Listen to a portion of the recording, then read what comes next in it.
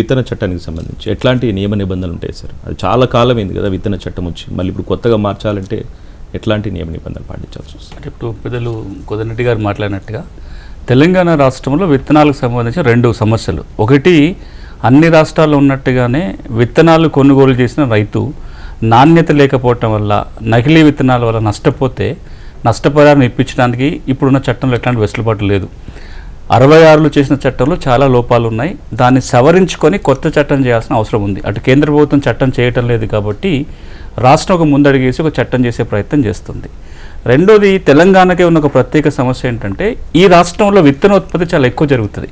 మిగతా రాష్ట్రాలతో పోలిస్తే మనం నెంబర్ 1లో ఉంటాం. ఇది విత్తన భాండాగారం అని పేరు వచ్చింది. 40% పైగా మనమే ఇస్తాం కాబట్టి ఎవరైతే విత్తనాలు ఉత్పత్తి చేసే రైతులు ఉన్నారో వాళ్ళకు ప్రత్యేక సమస్యలు ఉన్నాయి. కంపెనీలతో ఒప్పందం కుదుర్చుకొని ఈ విత్తనాలు ఉత్పత్తి చేసినప్పుడు డబ్బులు రాకనో, నష్టం జరిగినప్పుడు, నాణ్యత లేని తిరస్కరణ గురైనప్పుడు, పెద్దలు కోదండరెడ్డి చెప్పిన ములుగు సంఘటనలో కూడా మొక్కజొన్న విత్తనాలలో నష్టం రావటమే కాదు, ఆ మొక్కజొన్నలు తిన్న మనుషులకి అనారోగ్యం పాలయ్యారు, చనిపోయిన వాళ్ళు ఉన్నారు, పశువులు చనిపోయినాయి.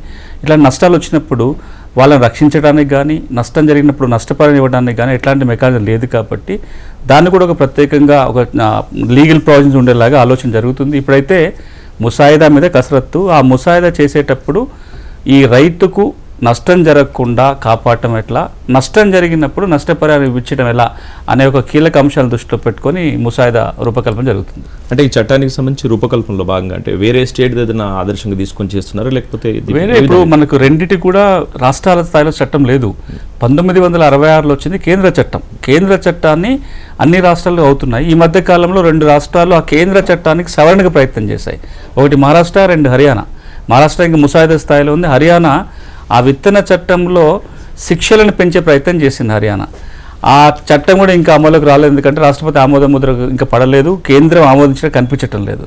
కాబట్టి ఈ రోజున మనం విత్తన చట్టం తయారు చేసేటప్పుడు మన ముందు ఇంకే నమూనాలు లేవు. రాష్ట్రంలో ఉన్న సమస్యను దృష్టిలో పెట్టుకొని చట్టంలో ఏముంటే బాగుంటుందో మనమే ఆలోచించి ఇప్పుడు మనమే తయారు చేయాల్సి వస్తుంది. తెలంగాణ చట్టం చేస్తే ఇదే దేశానికి ఒక ఎగ్జాంపుల్ అవుతుంది.